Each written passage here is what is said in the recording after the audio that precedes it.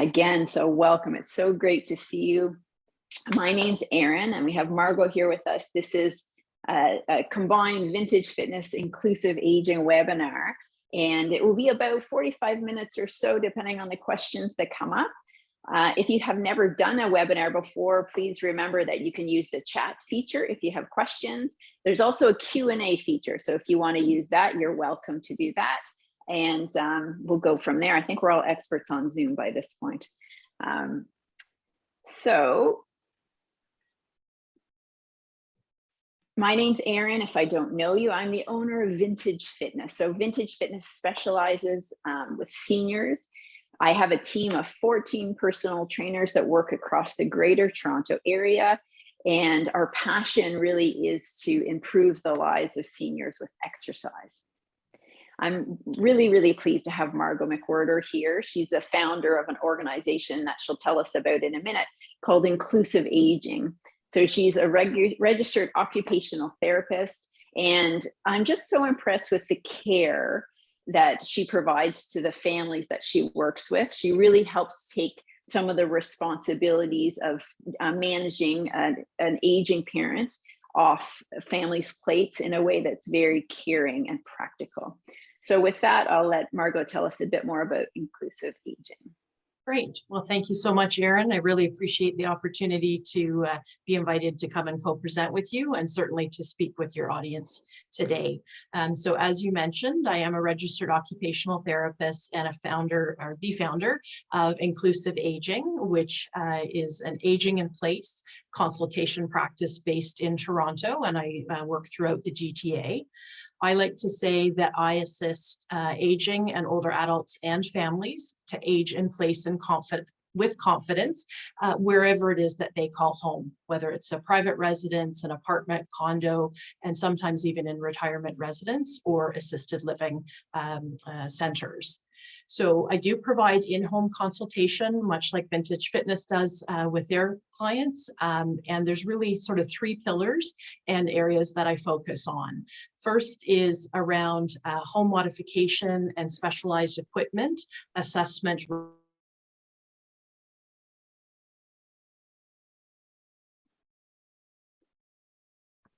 There, sorry, it says you temporarily muted me. So yeah, so it's the home modifications and accessibility. It's the trusted advice that comes as part of my skills and knowledge and experience around patient navigation, which is part advocacy, part patient or client and family education. And then certainly I do provide a lot of support, both in the form of education and training, but just even informal support to clients and families, as well as formal caregivers. Go to that. That's great, thanks. So a bit more about Vintage Fitness, if you don't know, we only work with seniors, so we're really quite specialized. Clients do achieve their health goals with us, but I always preface that it's slow and steady. It's making the right choices, moving forward, that makes a huge difference in the end. We're not about, building the bikini body necessarily. So one example of that, I'm super excited about this week, actually. We're working with a client and he happens to live in a retirement home, which is unusual for us. Normally we work with clients that are living in their own homes. And he was in a wheelchair and he really wanted to use a walker to go down to enjoy the activities in his retirement home and the meals. So we worked with him for 5 months, 3 times a week. So he put the work in. It was so impressive. But 2 weeks ago, he was able to do that. So he was strong enough to use his walker to go down to the meals. And the first time he went down, everybody got up and clapped. And he wrote a text to me and says, I feel human again. And so it's just really exciting for me, the type of work we do. And if you're supporting a senior or somebody that maybe you're a senior yourself, don't give up. Slow and steady progress can do amazing things. And we've been doing it for a while. So we've been in business for about 16 years now. So today, and webinars are tricky in terms of interaction, but please do ask questions in the chat, and in the Q&A, we want to try to keep it as interactive as we can. A few people have emailed me through questions yesterday, so I really do appreciate those. But today we're going to talk about, what muscles need to be strong to get off the floor. What are the best exercises to strengthen those muscles? Margot is going to take us through how do you set up your home for success here to make getting off the floor easier. And she's got a lot of tips and tricks there.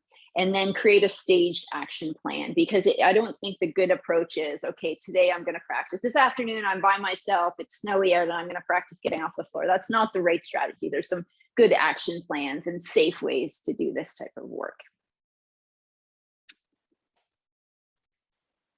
All right, so wanted to start off my section really acknowledging that with time, our bodies do change. And so there are some naturally occurring changes that are that accompany the aging process. And the most common types of changes that we experience as we get older, so over the age of 60, 70, and certainly into our 80s and 90s, is pain, flexibility, and mobility.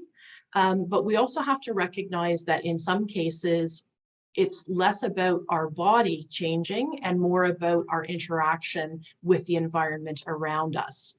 And so we have to recognize that the changes that we experience in combination with the built environment at home and out in the community certainly can have an impact, not only in terms of our day-to-day abilities, which is the area of focus for me as an occupational therapist, but also how we move through a space and interact with other people and objects, and really, from my perspective, also how we feel about ourselves. And, when I talk about aging in place with confidence, I think that that's a real cornerstone of what I try to bring to my work with clients. Is I don't want people to internalize ageism and start to feel their age because they are experiencing some age-related changes that you actually have control over. So in terms of thinking about recognizing changes, I mean, obviously, if you're in pain, if you have reduced flexibility or mobility, those are really obvious. But there can also be some more subtle changes that can occur that, again, we have control over in terms of how we allow that to impact us. So if you think of, if you're having to squint to read a restaurant menu or to read food labels, if you find yourself having to turn up the volume on the television, or if you're listening to the radio or to music, maybe you're having difficulty reaching up onto a high shelf or into a low cupboard, so you're no longer using your favorite dishes, or you can't get your favorite scarf now that the weather's turned cold because it's the back at the top of the front hall closet and you just can't get there. Maybe you're having to, or you're finding, or other people are commenting that they notice that you're reaching for the walls and the furniture as you're moving around your home. Maybe you're having to ask for help as you try to open sealed packages that are so impossible. Or you may even be avoiding favorite activities and routines, such as gardening in the better weather, either because you can't get down or back up again, or because you find that you're more fatigued, or you get overly winded or short of breath. And all of these changes, while they don't dictate or guarantee that you will fall, they certainly can increase people's risk for falls and for having difficulty getting up from lower levels, whether that's simply transferring up off of a low seated surface, let alone off of the floor itself.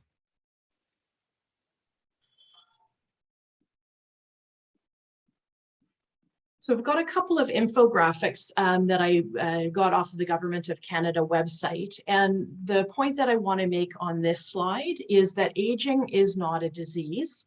Some people do age with a disability, and some people do age into disability, but it is often in those cases as a result of chronic diseases. And these may be diseases such as those that you see listed on the slide here, that slow you down, that cause you pain, or maybe make it more difficult to move and stay active. And as I mentioned before, in some cases, it's the interaction and the interplay between chronic disease, which, as you can see, about 73 or 75% of people over the age of 65 have at least one of these common chronic diseases. But then it's also the products and the spaces and the world around us that is often not designed for an aging population, despite the fact that we know that baby boomers are the largest demographic that's growing in Canada today. In terms of this, which is really the bottom half of that previous slide, what I wanted to emphasize here is that it's really important to take action to minimize the functional impact as well as the psychological impact by taking control over some of the common behavioral risk factors that we can control. So obviously we're going to be focusing a lot on the one on the right-hand side, the top one, about physical activity, and that's 61% of Canadians over the age of 65 do not meet those guidelines. But we have to sort of think about all of the risk factors and how that plays a role in the aging process and how we may experience aging and functional difficulties as a result.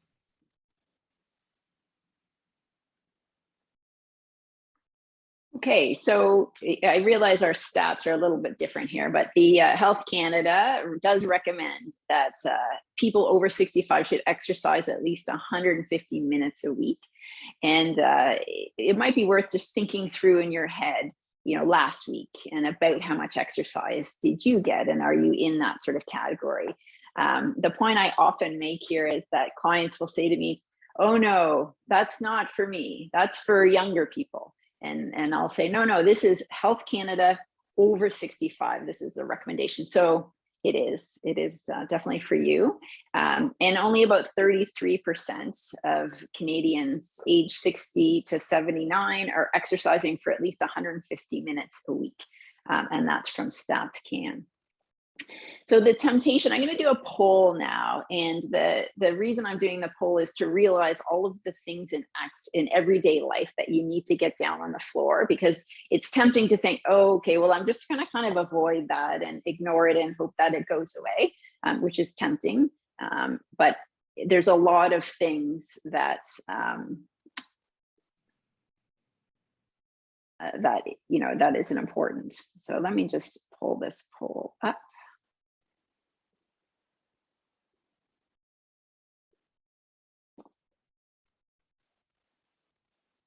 So if you take a minute to think about some of the things that we actually do need to do in everyday life, especially if we're living independently, and answer that poll for us. And Erin, I think that's a great point you make in terms of people avoiding activity. And when we experience pain or reduced flexibility or mobility, we do tend to change what we do rather than thinking, okay, what can I change around me or within me to make these activities easier? Yeah, absolutely. So there is a question coming in. Poll is not appearing. Is the poll appearing now, Maureen? Are you seeing it? Margot? I can see it, yes. Okay, that's great. Let me share the results. So, the poll really is just to say there are a lot of things on a day-to-day basis that you need to go down on the floor for. I realized, Margot, when we made the question, have small grandkids you'd like to bend and pick up, most of our clients, their grandkids are in their 30s. Like, maybe great grandkids. Maybe that was the wrong question. Okay. You had to click on polls at the bottom of the screen. Okay, that's great. Thank you for doing that.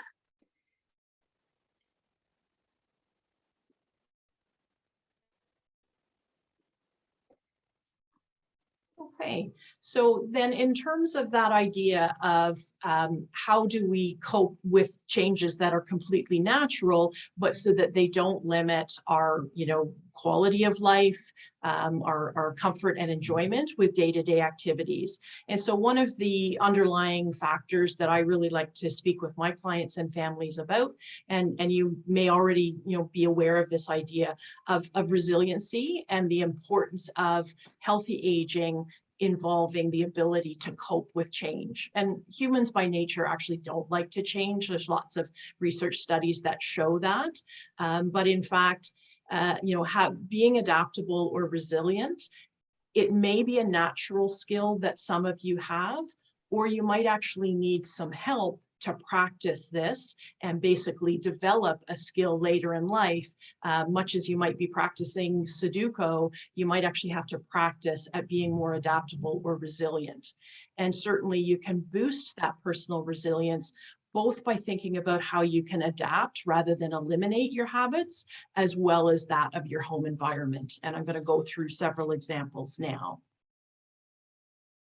Before I get to some graphics or some images to think about, so the sorts of changes that may just you want to start to think about building into your daily habits and routines is to start with some simple changes to minimize the need to bend or reach beyond your body's limits. So, it's that adage of if you don't use it, you lose it. We don't want people to lose their ability to bend or reach, but if it's causing you pain, then we want to look at ways of modifying the activity so that you don't have to,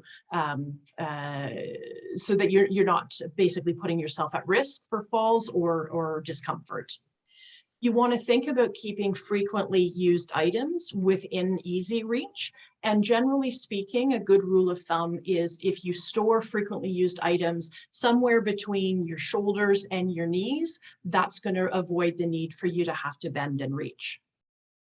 Erin, I am seeing, the settings on my screen. Oh, I'm sorry. It's coming up for apology. others. Yeah. Okay.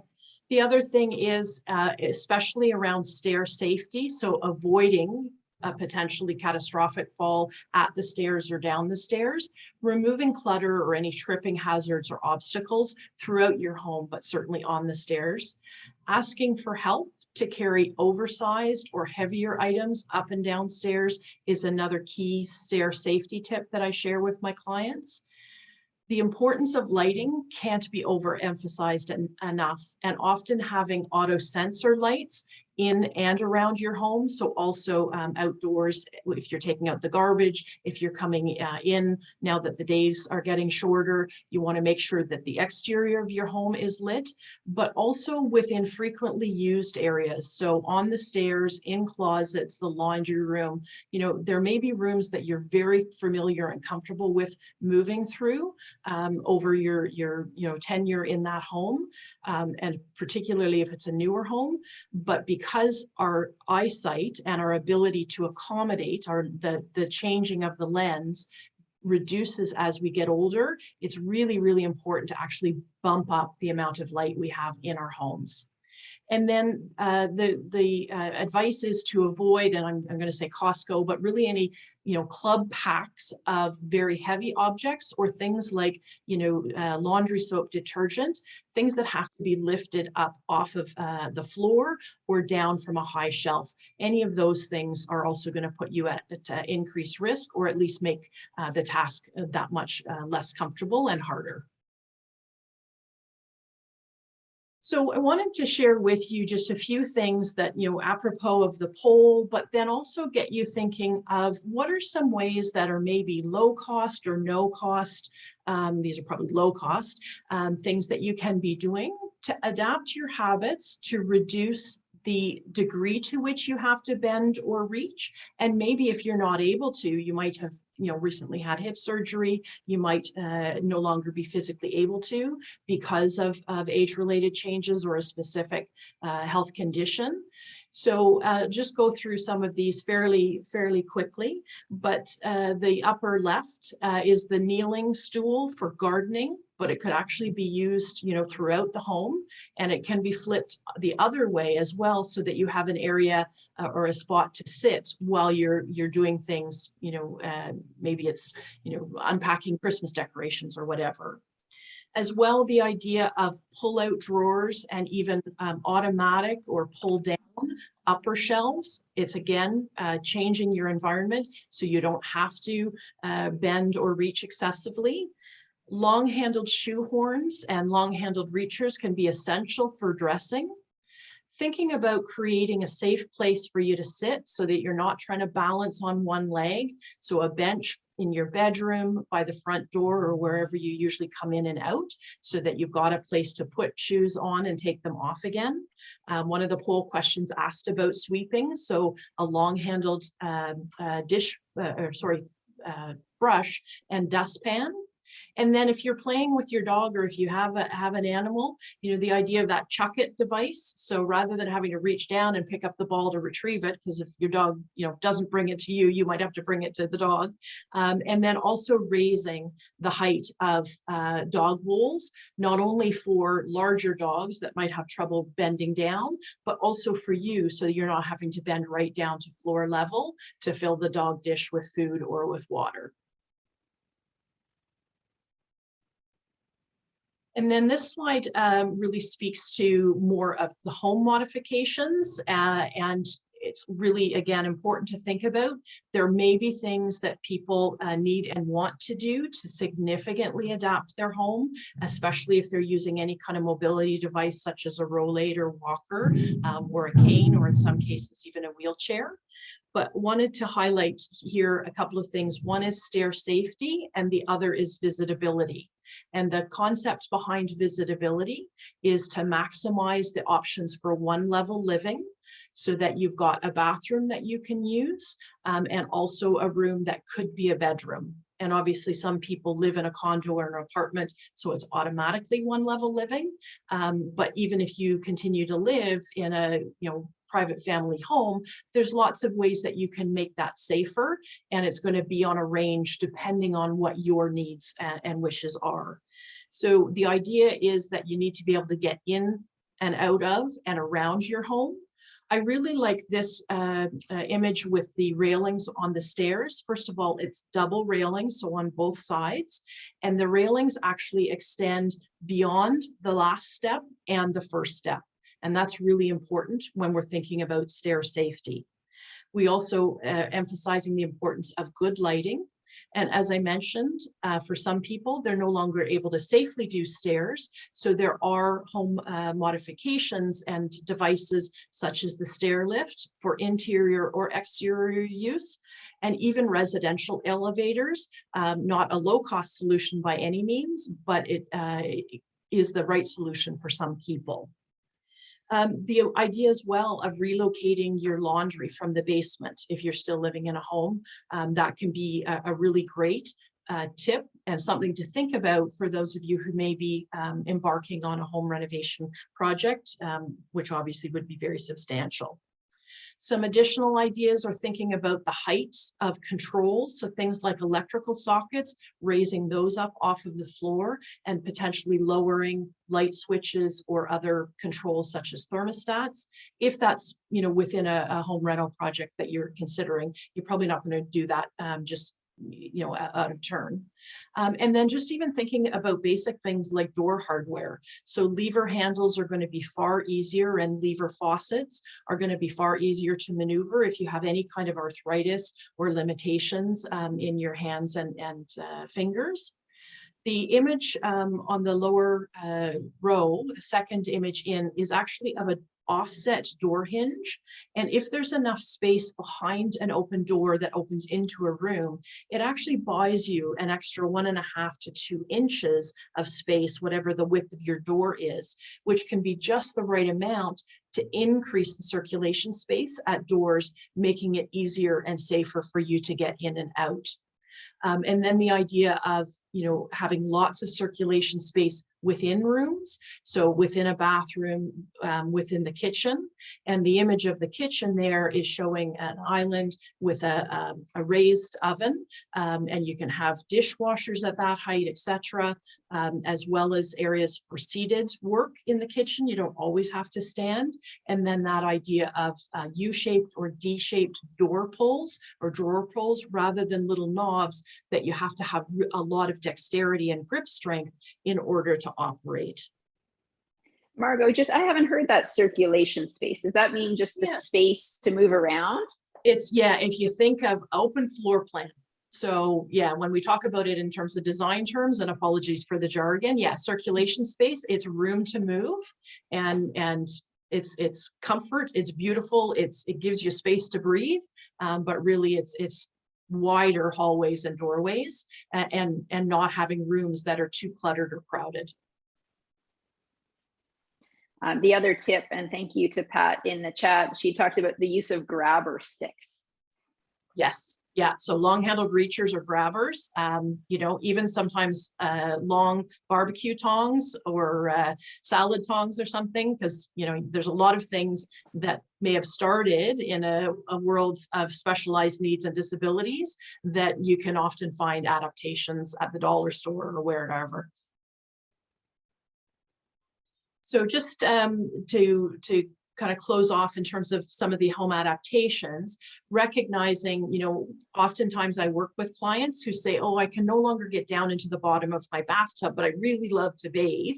And so this is an example of a tub lift that raises and lowers. It's a safe closed battery cell, but essentially it allows you to get in and out of your tub safely and to lower down within about 4 inches of the bottom of the tub. Similarly, if need be, and certainly from an occupational therapy and design perspective, I always encourage individuals to think about having a 0-step shower with proper drainage, obviously, handheld shower, grab bars, perhaps a built-in seat, but I don't love those. And then this image, not great in terms of the quality and not a design aesthetic for everybody, but also that idea of open space under the sink, so that if you did need to, even on a temporary basis, maybe you're recovering from surgery or you're going through an illness, you can sit at the sink and still be independent with your personal care. And then comfort height, as well as convenient height toilets, are toilets that are taller than average. And certainly I would say for anybody who is taller than sort of 5'6", 5'7", and I don't fall in that category, comfort height toilets just give you that little bit of extra height without having to get a raised toilet seat or other device, which again can be far easier and more comfortable if you experience any kind of hip or back pain, problems with your knees, and muscle weakness. And Margot, those comfort height toilets, would those be higher than at a restaurant, for example? Yes, so depending on sort of the age of the property, whether it's commercial or residential, standard residential toilets are usually about 16 to 17 inches. And so comfort height toilets are starting to become more the norm. And convenient height toilets are actually, the bowl itself is 20 inches. So that's for people that are really, really tall. But yeah, if you've ever, and I experienced this within my own family. So some of my family have renovated their bathrooms and put in comfort height toilets. And then they come and visit me at my condo, which was built 20 years ago. And they, you know, plonk down on the toilet and they're like, oh, your toilet's so low. Right, right. And Maureen is doing a renovation right now. And she's wondering why you don't love built-in seats. And do you have, she appreciates any tips that you have for her? Yeah, so a couple of reasons. One is, in some cases, people aren't able to transfer on and off of a built-in seat. So they might actually need to use a device like a wheeled shower commode. And that's obviously an extreme, but that can happen. And so the built-in seat can take up valuable real estate. The other thing is, if you have multiple people using the shower, then at what height do you mount that seat? It may be too low for one person, too high for somebody else. And so, you know, those are the two main reasons. I generally think like just a freestanding bath chair, which has a backrest as well as the seats, and the legs are height adjustable, is a better solution. And I'd recommend reaching out to Margot Maureen, because she's an expert in this area. She might be able to look at your designs and give you some thoughts as well. We're both in contact with contractors that are aging in place specialists. So people that really know how to properly adapt. I wouldn't necessarily do it just with the run of the mill contractor if this is the type of adaptations you're looking at making in your washroom. I'm glad to hear that you're thinking ahead, Maureen. Thank you. All right, and then just the final slide. And I know, Erin, that you and your colleagues have done a series of webinars on fall prevention and talking about how to get up off of the floor. So we can provide this graphic later if anybody wants it, but really the idea is to make sure that, if you do fall, in the event that you fall, if you're injured, call for help. And I recommended to a 97-year-old lady the other day that she have some way, like a pot and a spoon, to make noise, because she lives in an apartment and lives alone. And if you're not injured, you want to look for a sturdy piece of furniture. The idea of rolling onto your side, crawling over to the chair, climbing up the chair, sitting down, and then taking the time to basically get your bearings and get your breath before you move on. Absolutely. And we have another comment from Shulamit, who is saying that for those of us that are shorter, lower commodes are actually more suitable. So our feet reach the floor when we are seated. Correct. All right. So I'm going to show you a video about best ways to get off the floor, and then I'm going to demonstrate a few things. Just let me know. I may talk you through it. We'll just see how we go in terms of the volume. Hi, this is Erin from Vintage Fitness. A few of my older clients are having a hard time getting down on the floor and back up off the floor. It's a really important skill, and one that the Vintage Fitness personal training team works a lot on with clients. I just wanted to go through what we found as the most effective way. So if you're down on the floor, and it's something that you should practice, take your time. You're gonna really slowly roll over to one side and pause, especially if you feel a bit dizzy. Use your hands and push up onto the hands and knees. So you're gonna need a little bit of strength in the chest and the shoulders. And then you're gonna rotate around so that you're on your hands and knees, close to something like a coffee table or a chair. You're gonna put some weight into that chair or coffee table and bring that foot up and around. Pause, take a few breaths, take your time. Brace your core like someone's punching you in the stomach. Push with that foot that's on the ground, especially in the heel. Push with the hand that's on the coffee table and drive up to standing. So yeah, that's the standard in terms of getting up off the ground. And good. Oh, Pam, I'm so glad. I have knee replacements and can't kneel. Yes, that's my next slide. Because this is the sort of the standard, but what about? So you queued me up really well, Pam. Thank you. I can't kneel without pain or I've had a knee replacement and I can't kneel. So there's a couple of solutions here. One, for some people where it's about pain, is in practice mode, they slide a pillow, like when we do it in training, they'll put a pillow under their knees, so it's just absorbing some of the shock.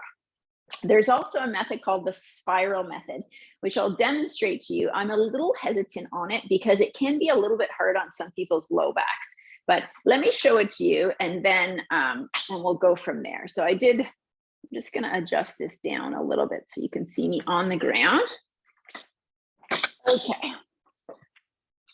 How's that, Margot? You see me okay? Yeah, thanks. Yeah, good.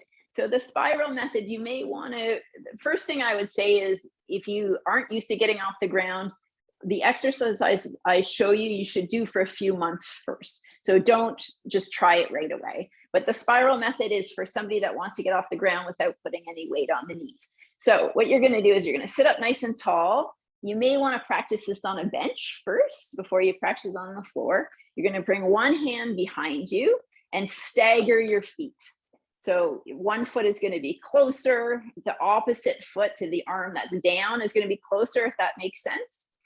You're going to push into this hand and essentially spiral around. Really important to brace the core, because you don't want to start twist and put extra strain on the low back. This takes a bit of agility. So you're going to push that hand down. You're going to spiral around, put the other hand down. Sorry for the butt shot here. And then take your time to come to standing. So that one's called the spiral method. It's appropriate for some people with a knee replacement that have a fair amount of agility and strength, not appropriate for all. What are your thoughts on that one, Margot, the spiral method? Ruth's just saying that she couldn't see you. I don't know if you want to stop the screen share for a minute, and then you'll come up, or will come up in full mode. So, I mean, obviously the spiral method, I can see that you would need a tremendous amount of strength and agility to be able to pull that off. But if you can, great. I would be concerned about the load on your wrists. But that's not to say, that it's not good. Yeah, so I'll show it again. And again, you might want to do it from a chair for when you first start. And it's not for everybody. That's why I'm hesitant. That's why I showed it as an alternate. So my go-to is the video I showed you. But if you can't kneel, this is what I'd work up to. So again, sitting up nice and tall, you're going to put one hand behind you. And this would be your strong arm. If you have a shoulder injury, don't use that arm. Use the arm that does it. You're going to stagger your feet. Oh, sorry. Is it coming up in the chat? Maureen's saying she can't see anything. Oh, dear Lord. Okay. Let me go back to stop share. You know what I can do? I can record it. And, okay. And maybe share that. Yeah. All right. So spiral method, I'll send a link through to what the spiral method looks like. I've fallen and I'm not close to the furniture. So how are we doing now in terms of being able to see? What's going on in the chat? Is it just me? I can't see Erin doing the spiral. So the next one is if I'm not close to any furniture. So someone asked me a question, well, what happens if I'm in a condo hallway or something like that? I'll describe it, and maybe you guys can just give me a sense in the chat whether other people are able to see the screen. I can see the slide and Erin fine. Rest of us can see. Okay, fantastic. So some people can see. That's good. So let me show it to you again, and I'll describe it for people that aren't able to see. And when you look at tomorrow, when you get the recording, you should be able to see that come through. So if you are not near a piece of furniture, the furniture essentially just helps make it a little easier. So if I've fallen, I'm in a hallway in the condo and I can't go near a piece of furniture, it's going to be similar to what I showed in the video. So you're going to get yourself up, pause, you're going to rotate around, and I'm bracing my core here and I'm taking my time. There's no rush. I'm going to get myself to my hands and knees. So again, this takes agility. I pause. Normally, this is where I would hold on to something, but I don't have anything. I'm in a condo gym. So what I'm going to do is I'm going to bring one foot forward.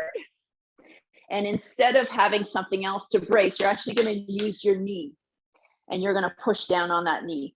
Not the knee, just above the knee. It's almost like when you used to teach kids how to skate. This is how you teach them. So I would tuck that back toe in to give you a little bit more leverage. Push into this leg, push, push, push.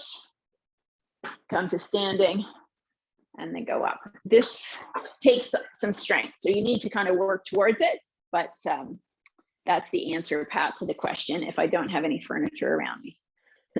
Margot, any thoughts on that one? Yeah, certainly I think that's good. And also recognizing if you weren't able to leverage yourself, it may be a matter of making noise and having somebody bring out a chair to you that you could.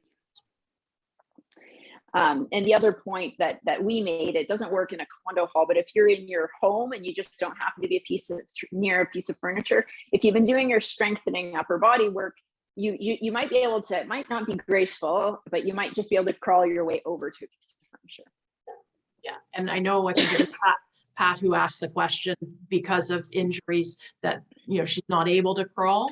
We can talk about it offline, but there is actually a device that sits people and then stands people up, and it's not a big lift. It's a very small portable device, but that would be very specialized and not inexpensive. But that's always a solution if you are unfortunately a frequent faller and you need help to get up. Right. The other ones that sometimes come up is I get dizzy when I get up quickly. And that's fairly common. It can be caused because of vestibular issues. It can be caused for low resting heart rate.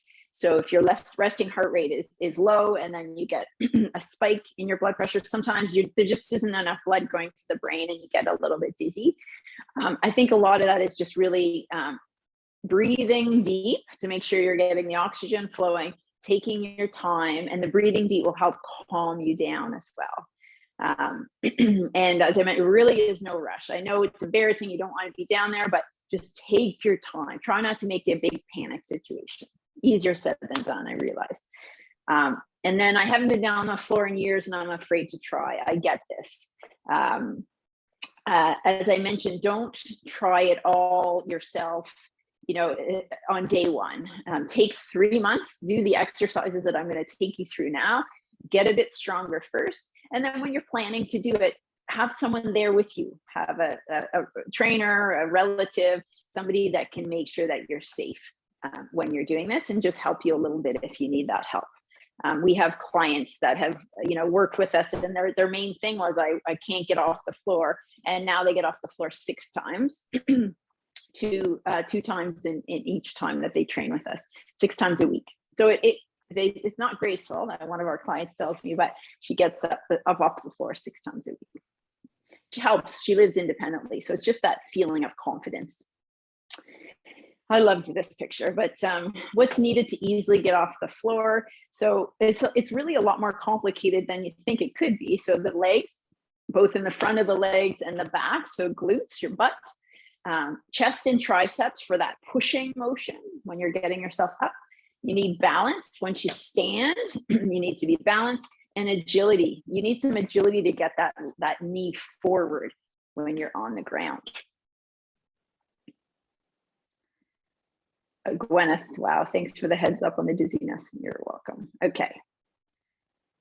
So this is one of our trainers, Tulio. He's going to go through chair squats. If you want to try this, that would be great. You could do it together to practice. So. Tulio from Vintage Fitness here. Let's do the chair squats now, okay? So first, just align your toes like this, same line, okay? Sit on the end of the chair. Your legs should be aligned to your hips here as well, not too wide or too close, just here. Okay, put your hands across like this together. And we're gonna lift ourselves up, straight, and then straight down. So here, up, and slowly down, okay? Avoid leaning forward like this and going down, leaning forward like this.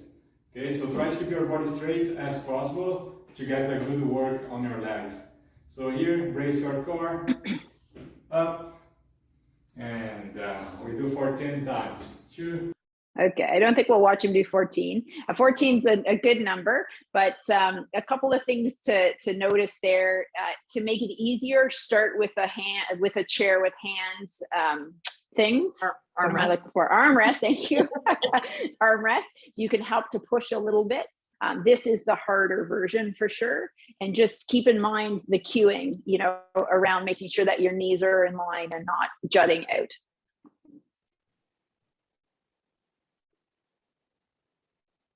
If you have a pillow, this is a good one. So we train so much the front of our legs and we don't often get some of the stabilizing muscles. So this is an easy way to train some of those stabilizers.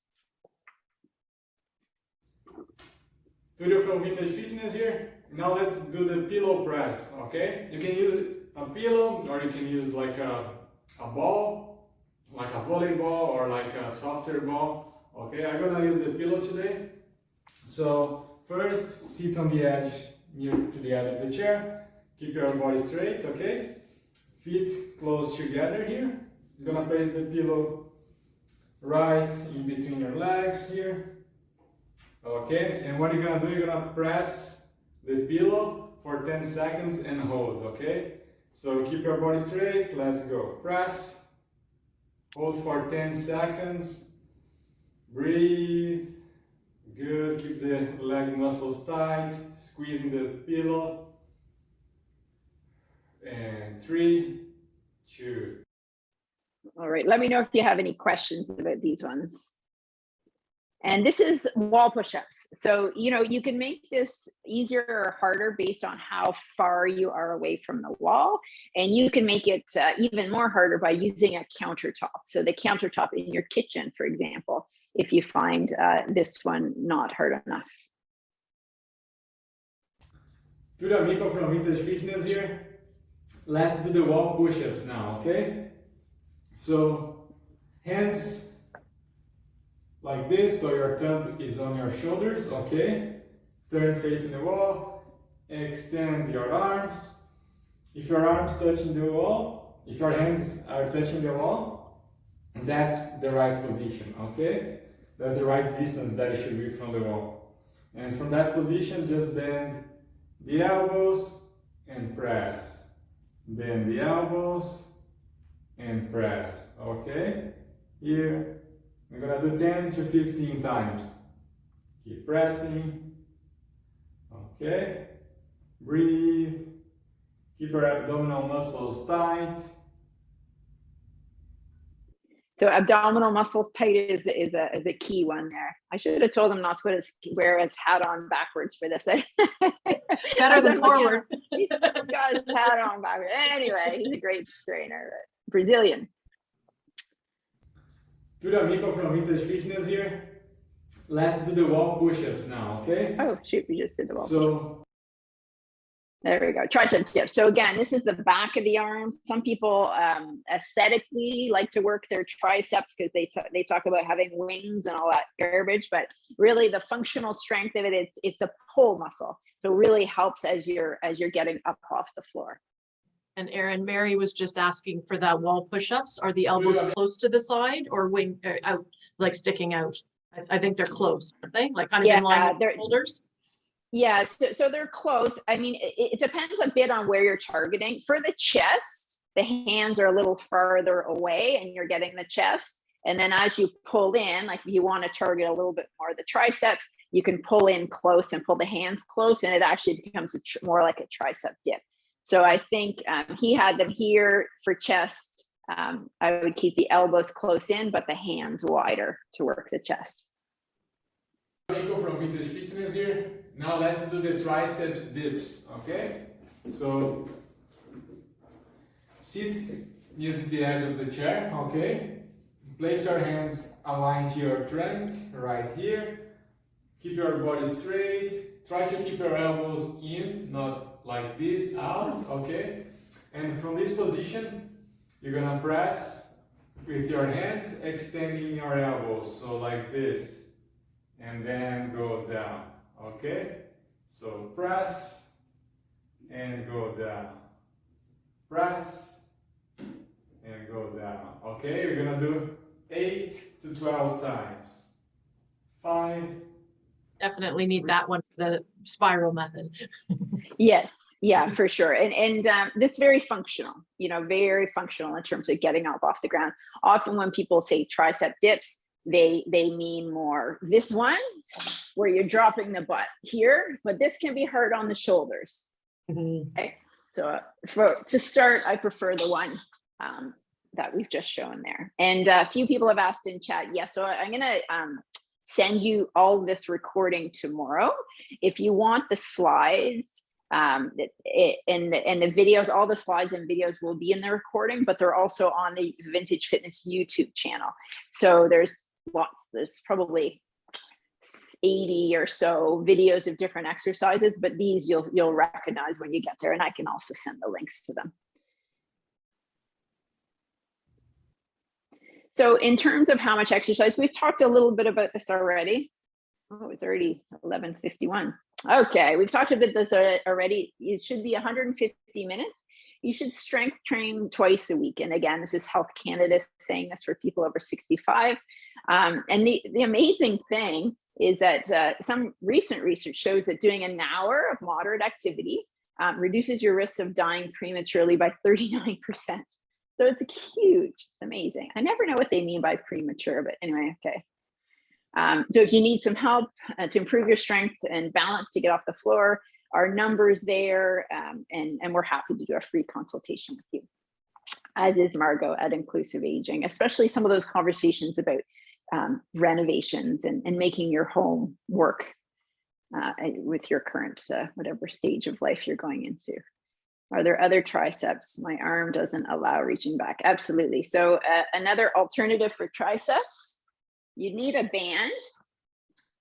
Would be this one. So you have a band or some resistance, maybe it's a tie, whatever it is, and you're actually extending down and up. You can do it extending so that so that's an easy way if you can't pull your arms back to work the triceps. So I hope that you had a great and informative session. Thank you so much for all the questions. If you have other questions, feel free to go through them in the chat. You're welcome, Pam. I will send you this recording tomorrow. Is there any other questions that have come up?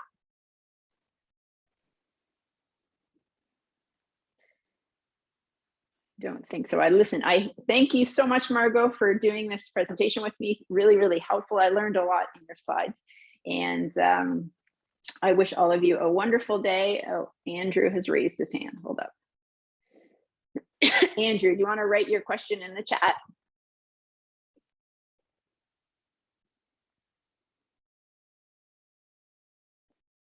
And Erin, you'll share my contact information if anybody wants to get in touch with me. Absolutely. Link to the YouTube channel. Oh, Andrew made a mistake. Don't worry. Yes, I will send you if it's just Vintage Fitness, but I will send you the link to the YouTube channel. Absolutely. All right. I hope you have a great afternoon and thank you so much for coming. Thanks, everybody. Have a great day.